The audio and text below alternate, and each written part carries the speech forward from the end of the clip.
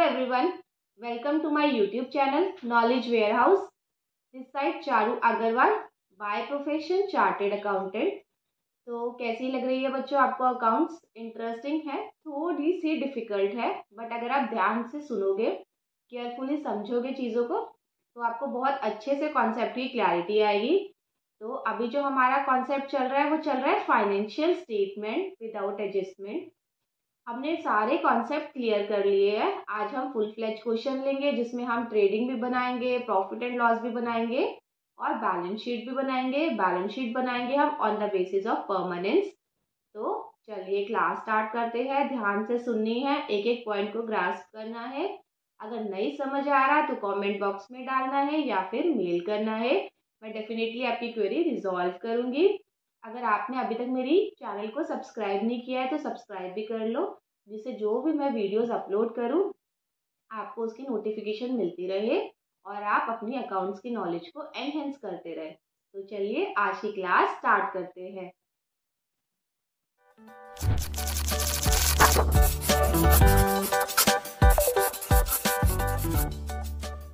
Class start करते हैं। हमारा जो टॉपिक चल रहा है वो है फाइनेंशियल स्टेटमेंट। हमने काफी सारी क्लासेस कर ली है फाइनेंशियल स्टेटमेंट की।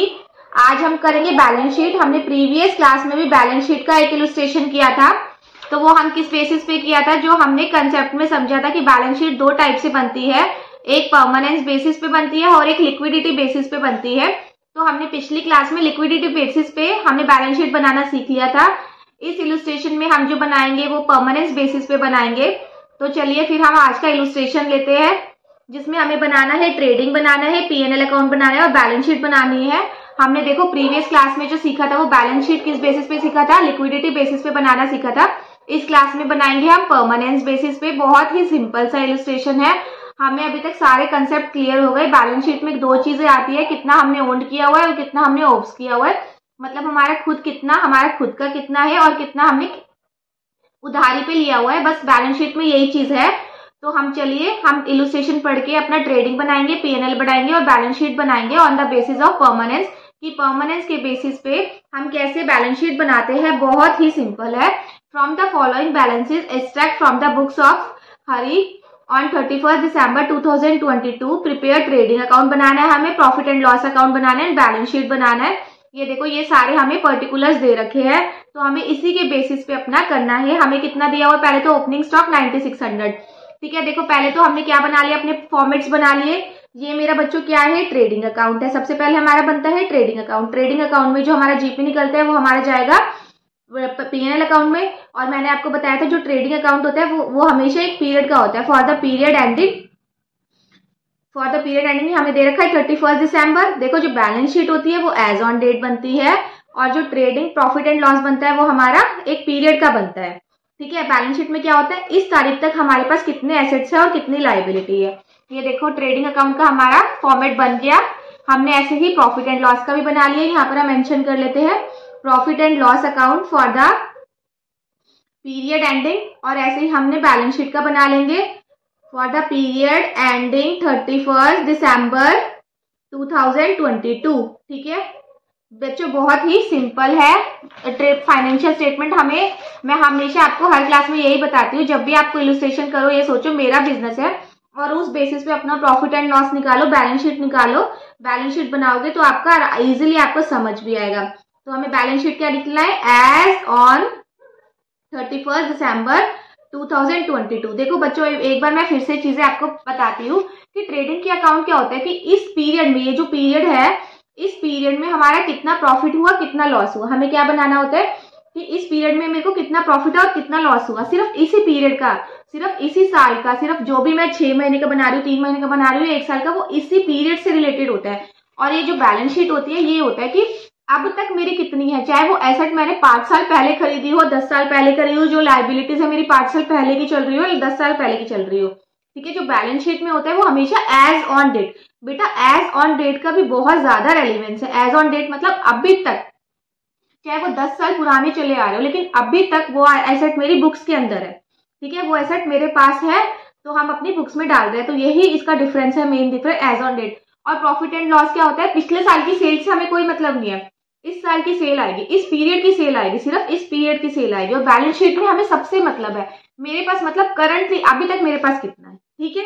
तो बेसिकली मेन डिफरेंस यही है। तो हम जो एज ऑन डेट डालते हैं, फॉर द पीरियड डालते हैं, वो इसी के उससे डालते हैं कि फॉर द पीरियड मतलब उसी पीरियड का, और एज ऑन डेट मतलब अभी तक, जैसे कहते हैं ना इंग्लिश सीखते हैं टिल डेट, ऐसे ही एज ऑन डेट का यही मतलब है, ठीक है। तो हम पढ़ते हैं अपना इलुस्ट्रेशन, जैसे हमने प्रीवियस क्लास में किया था कि इलुस्ट्रेशन पढ़ के और फिर फटाफट हम अपने खर्चे डालते रहेंगे। तो देखो मेरा क्या है, सबसे पहले ओपनिंग स्टॉक मेरा 9600। ये ओपनिंग स्टॉक बच्चों हमने पढ़ा है, ट्रेडिंग का पार्ट है, क्योंकि ट्रेडिंग में ही सारा हमारा स्टॉक मेंटेन होता है, कितना मैंने खरीदा है, कितना मेरा पिछले साल का बचा हुआ है, कितना मैंने सेल कर दिया और कितना मेरा क्लोजिंग है। तो यहाँ पर हमने डाल दिया ओपनिंग स्टॉक 9600, ठीक है। जो हमारे होते जाते हैं तो हम उनको मार्क करते रहते हैं। नेक्स्ट मेरा क्या है, वेजेस एंड सैलरीज 3200। देखो बच्चों इसमें क्या दे रखा है, वेजेस एंड सैलरी। अगर इसकी जगह हमें दे रखा होगा सैलरीज एंड वेजेस, तो हम किस में डालेंगे, तो हम डालते हैं अपना P&L अकाउंट में। इसमें मुझे क्या दे रखा है, वेजेस एंड सैलरी। तो वेजेस एंड सैलरी किसका पार्ट है, ट्रेडिंग का पार्ट है। मैंने आपको क्लास में समझाया था कि अगर वेजेस दिया हो तो ट्रेडिंग में आएगा, वेजेस एंड सैलरीज दिया हो तो तब भी ट्रेडिंग में आएगा, अगर सैलरीज दिया हो तो P&L में आएगा, सैलरी एंड वेजेस दिया हो तो तब P&L में आता है, ठीक है। तो मेरा क्या है, वेजेस एंड सैलरी, ये मैं डाल देती हूँ अपना ट्रेडिंग अकाउंट में। टू वेजेस, जो वेजेस होती है उसको हम अपने फैक्ट्री के लेबरर को देते हैं, और जो सैलरीज होती है वो किसको देते हैं, जो ऑफिस में मेरे पास स्टाफ बैठा होता है। तो वेजेस एंड सैलरीज कितना आ गया बच्चों मेरा 3200।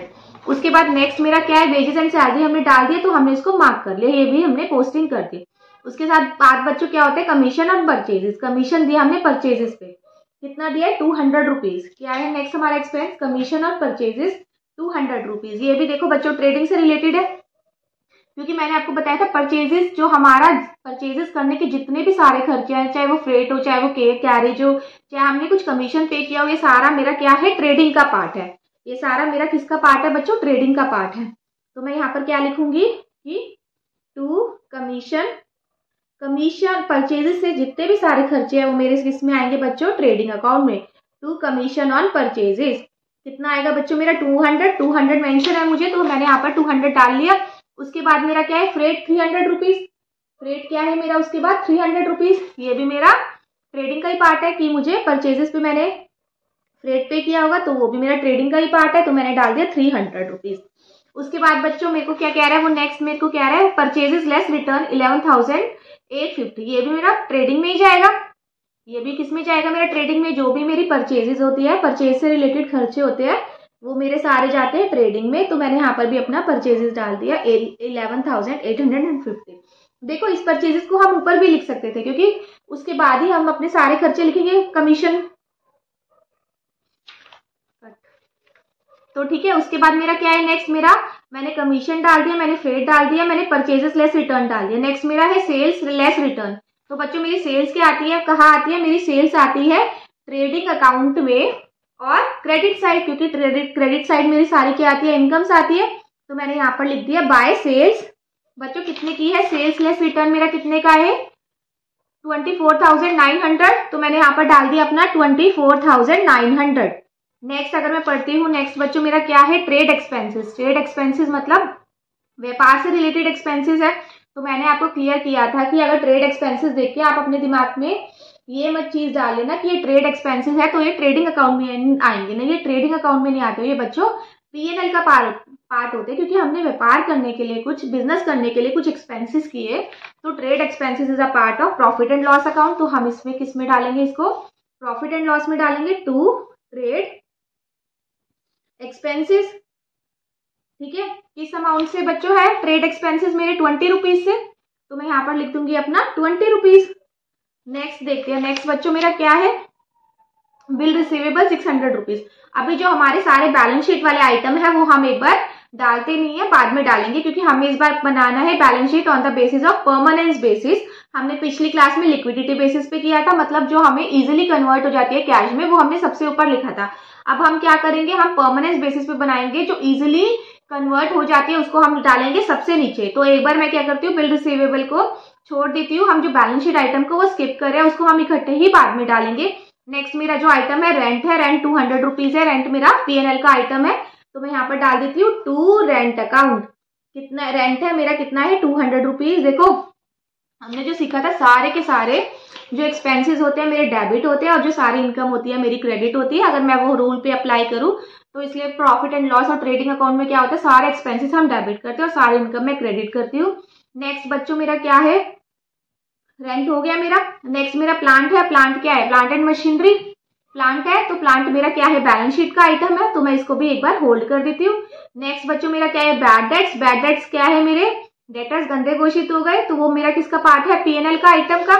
तो मैं यहाँ पर क्या लिखूंगी, 2 बैड डेट्स। बैड डेट्स बच्चों कितना अमाउंट है ये मेरा, अगर मैं देखूँ तो बैड डेट्स का 500 रुपीज, तो मैं यहाँ पर लिख देती हूँ 500 रुपीज।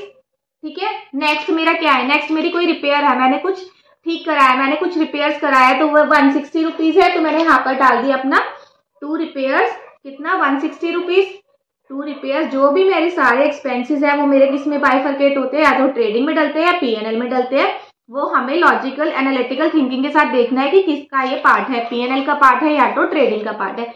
नेक्स्ट बच्चों मेरा किस में आता है, ये मेरे बैड डेट्स भी हो गए, तो मैं यहाँ पर टिक कर लेती हूँ। ये मेरे रिपेयर्स भी डल गया। नेक्स्ट मेरा क्या है, cash in hand and bank. ये मेरा किसका आइटम है बच्चों, बैलेंस शीट का आइटम है, तो एक बार मैं इसको होल्ड पे रख लेती हूँ। बैलेंस शीट आइटम हम सारे इकट्ठे करके और फिर उस पर दिमाग लगाएंगे कि हमें परमानेंस बेसिस पे बनाना है, तो परमानेंस बेसिस पे हम सबसे ऊपर क्या लिखेंगे, जो इजीली कन्वर्ट ना हो कैश में, और सबसे नीचे क्या लिखेंगे, जो इजीली कन्वर्ट हो जाए कैश में। हमने जो प्रीवियस क्लास में बनाई थी बैलेंस शीट, उससे हमें बिल्कुल रिवर्स बैलेंस शीट बनानी है। ठीक है। तो ये कैश इन हैंड को हमने क्या किया, एक बार छोड़ दिया, इसको हमने स्किप कर दिया, हम बाद में उठाएंगे। नेक्स्ट मेरा क्या है, debtors. Debtors is also part of balance sheet item, तो इसको भी मैं एक बार छोड़ देती हूँ, इसको भी मैं बाद में कंसीडर करूंगी। नेक्स्ट बच्चों मेरा क्या आता है, इनकम।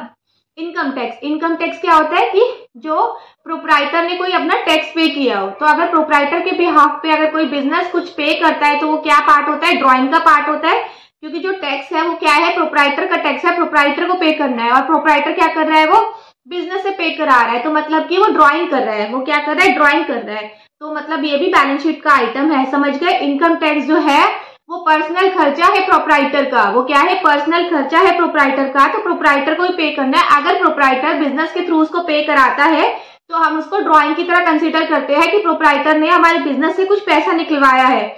नेक्स्ट मेरा क्या है बच्चों, ड्राइंग। ड्राइंग भी हमारा प्रोप्राइटर का ही खर्चा है, कैपिटल से रिलेटेड खर्चा है, तो इसको भी मैं एक बार होल्ड पे डाल रही हूँ। जितने भी मेरे सारे बैलेंस शीट आइटम है वो मैं एक बार नहीं डाल रही, वो मैं सारे इकट्ठा करके फिर डालूंगी कि अपने परमानेंस बेसिस की अरेंजमेंट के थ्रू। तो नेक्स्ट मेरा क्या है, ड्राइंग मेरा भी बैलेंस शीट का आइटम है। उसके बाद मेरा क्या है, कैपिटल। कैपिटल भी मेरा बैलेंस शीट का आइटम है, उसको भी मैं छोड़ देती हूँ। बिल पेबल भी मेरा बैलेंस शीट का आइटम है। लोन भी मेरा बैलेंस शीट का आइटम है। उसके बाद मेरा क्या आता है बच्चों, डिस्काउंट ऑन परचेजेस। डिस्काउंट मिला है मुझे परचेजेस पे। ठीक है, मुझे क्या मिला है, डिस्काउंट मिला है मुझे परचेजेस पे, तो मेरा ये क्या है, कहाँ पर आएगा, यहाँ पर आएगा, बाय डिस्काउंट ऑन परचेजेस। तो डिस्काउंट ऑन परचेजेस बच्चों मेरा कितना आता है, मेरा आता है 400 रुपीज। 400 रुपीज मैं यहाँ पर डाल देती हूँ अपने। नेक्स्ट बच्चों मेरा क्या है, नेक्स्ट मेरा है क्रेडिटर्स। क्रेडिटर्स भी मेरा बैलेंस शीट का आइटम है, तो मैं इसको भी एक बार होल्ड कर देती हूँ। उसके बाद मुझे दिया हुआ stock at the end 3500 rupees का। स्टॉक मेरा दो जगह आता है, एक मेरा बैलेंस शीट में आता है, एक मेरा ट्रेडिंग में आता है। मैंने पिछली क्लास में भी आपको समझाया थी। बैलेंस शीट में इसलिए आता है क्योंकि हमें पता लगाना, हमें लिखना होता है सारा के एसेट्स उसके पास कौन कौन से है, तो क्लोजिंग स्टॉक हमारा एसेट होता है। और ट्रेडिंग में इसलिए आता है ग्रॉस प्रॉफिट निकालने के लिए कि हम उसमें सारा स्टॉक डालते हैं, ओपनिंग भी डालते हैं, परचेजेस भी डालते हैं, क्लोजिंग भी डालते हैं और अपना सेल्स भी डालते हैं, तो उससे हमारा स्टॉक भी वहां पर मेंटेन हो जाता है। ठीक है, स्टॉक देख के और फिर हमारा जीपी निकलता है कि कितना मेरा स्टॉक खड़ा था, कितना मैंने परचेज किया है, कितना मेरा सेल बाहर चला गया और कितना मेरा बचा हुआ है क्लोजिंग स्टॉक। उसी के बेसिस पे कैलकुलेट करके ही हम अपना ग्रॉस प्रॉफिट निकालते हैं। ठीक है, यहाँ पर मेरा बन गया बच्चों ट्रेडिंग। मैंने ट्रेडिंग में सारे खर्चे डाल दिए जितने डलने थे मेरे, और मैंने उसके बाद डाल दिए पीएनएल में भी सारे एक्सपेंसेस जितने मेरे पीएनएल के पार्ट थे। ठीक है, अब हम देखते हैं जो भी अनटिक्ड है उसके बेसिस पे। अब देखो मुझे बैलेंस शीट बच्चों जो बनानी है वो बनानी है परमानेंस बेसिस पे, मतलब जो लिक्विडिटी वाली चीजें है ना वो मेरी आएगी नीचे, जो मेरा इजीली कन्वर्ट हो जाए कैश में वो मेरी नीचे आएगी, और जो मेरी इजीली नहीं होगी कन्वर्ट वो मेरी आएगी ऊपर। तो सबसे पहले बच्चों क्या आएगा, non current asset. Non current asset में क्या क्या आता है, कि मेरे जैसे कि लैंड हो गया, प्लांट एंड मशीनरी हो गया, ठीक है। सबसे पहले मैं अपनी हेडिंग दे देती हूँ मेरे नॉन करंट एसेट है। अगर मुझे लिक्विडिटी बेसिस पे बनाने होते तो मैं सबसे पहले क्या लिखती बच्चों, करंट एसेट्स, ठीक है। थोड़ा सा स्पेस देके फिर मैं यहाँ पर डाल देती हूँ अपने करंट एसेट्स, ठीक है, करंट एसेट्स लिख देती हूँ। उसके बाद मेरा अगर मैं लाइबिलिटी साइड देखूँ, ये मेरी बच्चों मेरी लाइबिलिटी साइड है। लाइबिलिटी साइड में मेरा आ गया अमाउंट और इन रूपी। नेक्स्ट मेरा क्या है, ये मेरे एसेट्स है और यहाँ पर मैंने क्या लिखा, अमाउंट इन रूपी, ठीक है। तो मेरी यहाँ पर बच्चों क्या आएगी, उसके बाद मेरी यहाँ पर आएगी कैपिटल अकाउंट। कैपिटल अकाउंट के बाद मेरा फिर सारा लोन वगैरह चलेगा कि लोन कितना दिया है मैंने, लोन मेरा कितना चल रहा है, ठीक है। तो हम सबसे पहले स्टार्ट करते हैं जो भी मेरे अनटिक्ड है। सबसे पहले देखो मेरा अनटिक्ड क्या था, बिल रिसीवेबल। बिल रिसीवेबल मेरा क्या है, मेरा करंट एसेट्स है, ठीक है। बिल रिसीवेबल से पहले हमने दो चीजें क्या पढ़ी हुई थी, कैश था, बैंक था। एक बार हम गो थ्रू कर लेते, कैश या बैंक अवेलेबल है या नहीं है, कैश इन हैंड या बैंक अवेलेबल है हमें। तो सबसे पहले जो मेरा करंट एसेट्स में आएगा बच्चों, मेरा क्या आएगा, कैश आता है। हमने जो कैश है वो तो रेडिली अवेलेबल हो, जो कैश होता है वो तो रेडिली अवेलेबल हो जाता है। तो हमारा क्या होगा, देखो सबसे पहले हमारा बिल रिसीवेबल में देखूं, सबसे पहले हमारा बिल रिसीवेबल में देखो, अब हमारा देखो, ठीक है। तो हम देखें तो अपना, हम पढ़े तो हमारा कौन कौन से बैलेंस शीट आइटम है, ये तो हमारा सारा पीएनएल का अनटिक्ड मेरा क्या है, बिल रिसीवेबल रह गया, प्लांट रह गया, ठीक है। Bill receivable, plant, cash in hand, debtors, income tax, drawings, capital. सबसे पहले मुझे कैपिटल मिल गया तो मैं कैपिटल देख के डाल देती हूँ यहाँ पर। कैपिटल मेरा यहाँ पर है 5000 रुपीज का, ठीक है। उसके बाद मुझे जो इसमें ऐड करने हैं, मुझे क्या करना है, add net profit. Net profit बच्चों मेरा कहाँ आएगा, ऊपर से निकल के आएगा। कैपिटल मैंने डाल दी 5000, ये मुझे दी हुई थी कैपिटल यहाँ पर, तो मैं क्या करूंगी, कैपिटल को मैं टिक कर देती हूँ कि मैंने कैपिटल डाल दी। उसके बाद क्या है बच्चों, नेट प्रॉफिट डालूंगी। नेट प्रॉफिट मेरा ऊपर से निकल के आएगा, जो मेरी कैलकुलेशन होगी, ठीक है। उसको एक बार मैं ब्लैंक छोड़ देती हूँ, नेट प्रॉफिट या नेट लॉस जो भी आएगा मेरा। उसके बाद देखो बच्चों मेरा क्या है, ड्रॉइंग्स उसने की 650 रुपीज की। तो मैंने यहाँ पर क्या किया, मैंने यहाँ पर लेस कर दिया ड्रॉइंग्स, मैंने यहाँ पर क्या किया, लेस कर दिया ड्रॉइंग्स। और ड्रॉइंग्स का बच्चों कितना अमाउंट है, मेरा ड्रॉइंग का अमाउंट है 650 रुपीज का, तो मैंने यहाँ पर माइनस कर दी 650 रुपीज। नेक्स्ट मेरा मैं यहाँ पर कर देती हूँ टिक अपना। उसके बाद मेरा क्या है, इनकम टैक्स 550। इनकम टैक्स को भी मैंने बताया था ड्रॉइंग की तरह से ट्रीट करते हैं, क्योंकि ये प्रोप्राइटर का पर्सनल खर्चा है। प्रोप्राइटर अपना पर्सनल खर्चा हमसे करा रहा है, बिजनेस से करा रहा है। तो मैंने यहाँ पर उसकी कैपिटल में से भी इनकम टैक्स कितना है बच्चों, मेरा इनकम टैक्स मेरा है 550 रुपीज, मैंने वो भी माइनस कर दिया अपना 550 रुपीज, ठीक है। यहाँ पर मैं इसको भी टिक कर देती हूँ अपना इनकम टैक्स को। अब मेरा ये चीजें होगी। उसके बाद बच्चों मेरा क्या आता है, अगर मैं अपना देखूं लोन की साइड ही, अपना लायबिलिटी की साइड ही, उसके बाद मेरे को क्या पे करना होता है, लोन्स पे करने होते हैं। बिल पेबल तो बाद में पे करना होता है, उससे पहले मुझे लोन पे करने हैं। लोन मैं यहाँ पर लिख देती हूँ, मेरा लोन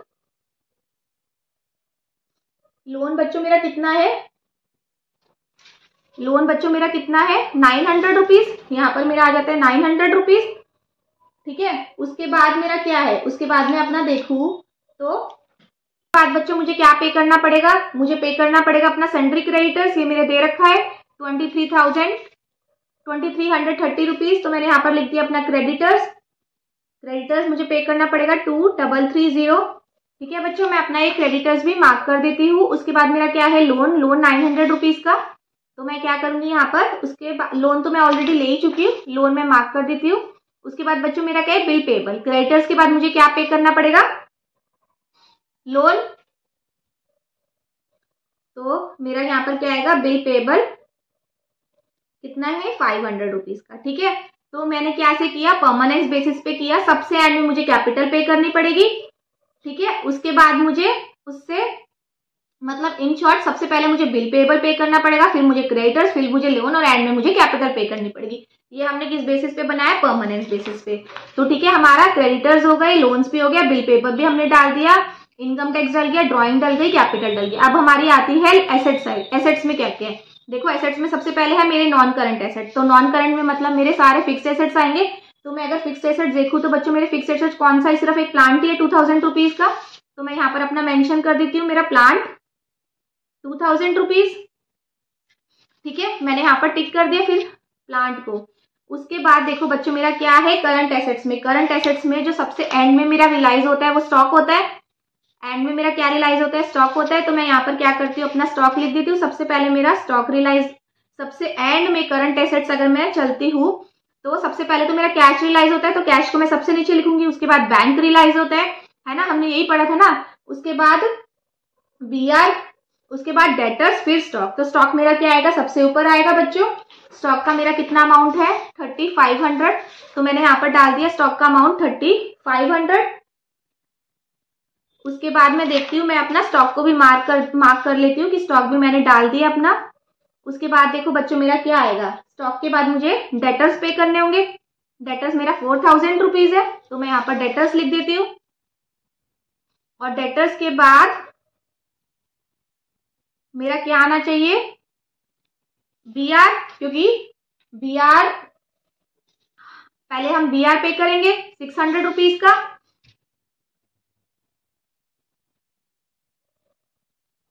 नेक्स्ट बच्चों हमारा बीआर भी हो गया। अब हमारा कैश या बैंक कुछ होगा तो वो आ जाएगा। कैश इन हैंड हमें 200 रुपीज दिया हुआ है, तो हम यहाँ पर लिख देते हैं cash in hand 200 rupees and bank 200 rupees. ठीक है, देखो अब हमने क्या करा था, जो पिछली क्लास में हमने बैलेंस शीट बनाई थी उससे मुझे रिवर्स बनानी है। तो अगर मैं परमानेंस देखूं तो परमानेंस क्या है, मेरा सबसे ज्यादा परमानेंट मेरे पास प्लांट है, वो मेरा बहुत बाद में जाके रियलाइज होगा। उसके बाद मेरा स्टॉक है, फिर मेरा डेटर्स है, फिर मेरा बीआर है, और सबसे इजिली जो मेरा है लिक्विडिटी फॉर्म में वो मेरा क्या है, कैश और बैंक। मतलब इकट्ठे ही दे रखा है, अगर अलग अलग दे रखा है तो पहले बैंक आता उसके बाद आता कैश। ठीक है, ये मैंने अपना बैलेंस शीट आइटम भी सारी पोस्ट कर ली है। अब मैं क्या करूंगी, ट्रेडिंग अकाउंट की कैलकुलेशंस करूंगी और उसमें से निकालूंगी अपना ग्रॉस प्रॉफिट या ग्रॉस लॉस, और फिर वो उसको मैं डालूंगी ट्रेडिंग में। तो ठीक है, हम यहाँ पर बैलेंसिंग करते हैं। तो बच्चों मेरा बैलेंसिंग करके कितना आता है, 24,900। मुझे लग रहा है मेरी क्रेडिट साइड ज्यादा है, तो यहाँ पर मैंने क्या किया, बैलेंसिंग कर ली 24,900। और यहाँ पर मैंने क्या किया, ग्रॉस प्रॉफिट निकल जाएगा मेरा। कैलकुलेशन करके बैलेंसिंग फिगर डाल दूंगी, ट्रांसफर टू पीएनएल अकाउंट। तो यहाँ पर बच्चों मेरा कितना आएगा, 3250। ठीक है, यहाँ पर मेरा कितना आएगा, 3250। देखो नेक्स्ट मैंने क्या किया, ये ग्रॉस प्रॉफिट मेरा डल गया पीएनएल अकाउंट में। तो मैंने क्या किया, यहाँ पर बाय ग्रॉस प्रॉफिट ट्रांसफर कहाँ से आया, फ्रॉम ट्रेडिंग अकाउंट से। देखो हमें क्या करना है, एग्जाम्स में हमें एक लाइन छोड़ देनी है, क्योंकि जो ग्रॉस प्रॉफिट है वो ऊपर आता है, ग्रॉस प्रॉफिट सबसे ऊपर आता है। ठीक है, तो डिस्काउंट से पहले आएगा ये ग्रॉस प्रॉफिट। ठीक है, तो ये डिस्काउंट से पहले आएगा, तो हम एक लाइन छोड़ देंगे और मेरा क्या आएगा, 3250। देखो एक और मेथड है, या तो हम क्या करें, ये अपना इलुस्ट्रेशन लेते रहे, सबसे पहले बनाए ट्रेडिंग, फिर बनाए पीएनएल, फिर बनाए बैलेंस शीट। उसमें क्या होगा, हमारा बहुत ज्यादा टाइम वेस्ट हो जाएगा और हमारा एग्जाम्स में क्वेश्चन ना छूट जाए। तो इसलिए हम क्या करेंगे, साथ साथ एक्सपेंसेस पर्टिकुलर पढ़ के और साथ साथ उसकी पोस्टिंग करते रहेंगे। इससे हमारा क्या होगा, टाइम सेव हो जाएगा। तो हम क्या करते हैं, यहाँ पर भी अपना बैलेंसिंग कर लेते हैं। तो मेरी बैलेंसिंग कितनी आई बच्चों, 3650। और दूसरी साइड में बैलेंसिंग निकाल लेती हूँ, मेरी कितनी आएगी, 3650। तो to net profit transfer to capital account, ये मैंने ट्रांसफर डाल दिया अपना कैपिटल अकाउंट में। ठीक है बच्चों, मेरा कितना आया इसका, अगर मैं बैलेंसिंग करूँ तो 2770 रुपीज। अब बच्चों इसको मैं क्या करूंगी, इसको मैं डाल दूंगी अपना बैलेंस शीट में। बैलेंस शीट में बच्चों मेरी कहाँ डालेगी, नेट प्रॉफिट में मैंने जगह बना रखी है 3006। मेरा कितना आएगा, देखो बच्चों मेरा कितना आया, 2770 रुपीज। तो मैं यहाँ पर डालूंगी 2770 रुपीज। ठीक है, तो मैं यहाँ पर अपना कैलकुलेशन करके नेट प्रॉफिट ऐड कर दिया, ड्रॉइंग्स माइनस कर दिए, इनकम टैक्स भी माइनस कर दिए। तो बच्चों मेरा कितना है, 6570। ठीक है, ये मेरा क्या है, कैपिटल। और अगर मैं दोनों साइड को बस प्रे करती हूँ भगवान से कि मेरा दोनों साइड की मैच हो जाए। तो मैंने इसको टोटल किया तो मेरा कितना है, 10,300। इसको टोटल किया तो मेरा 10,300 आया। तो ठीक है, मेरी बैलेंस शीट मैच हो गई, मतलब मैंने सब कुछ अपना सही तरीके से डाला है। तो ठीक है, तो सिंपल सा था। हमें क्या करना है, इलुस्ट्रेशन लेना है और उसमें समझना है कि कौन सा ट्रेडिंग का पार्ट है, कौन सा पीएनएल का, कौन सा बैलेंस शीट का। बैलेंस शीट में थोड़ा सा दिमाग लगाना पड़ेगा कि अगर हम लिक्विडिटी बेसिस पे बना दे, परमानेंस बेसिस पे बनाते, दोनों ही बहुत सिंपल है। तो इसमें हमने ऐसे ही किया। और देखो इस चीज में क्या था, हमें ग्रॉस प्रॉफिट ऊपर लिखना था, अगर तो हम क्या करेंगे, एक लाइन छोड़ देंगे, उसके साथ हम डाल देंगे अपना ग्रॉस प्रॉफिट। तो ठीक है, आज की क्लास हम यहीं पर ही खत्म करते हैं। तो अगर आपकी कुछ क्वेरीज बच जाए तो आप प्लीज़ मुझे कमेंट बॉक्स में डाल देना, मेल कर देना, मैं डेफिनेटली आपकी क्वेरी रिजॉल्व करूंगी। और आपको अगर मेरी वीडियोस अच्छी लग रही है तो प्लीज़ मेरे चैनल को लाइक, सब्सक्राइब और शेयर करें। और कोई ऐसा टॉपिक है जो आपको समझ नहीं आ रहा है तो प्लीज़ मुझे कॉमेंट बॉक्स में डाल देना, उस पर वीडियो बना के अपलोड कर दूंगी। तो ठीक है, मिलते हैं नेक्स्ट क्लास में। Thank you.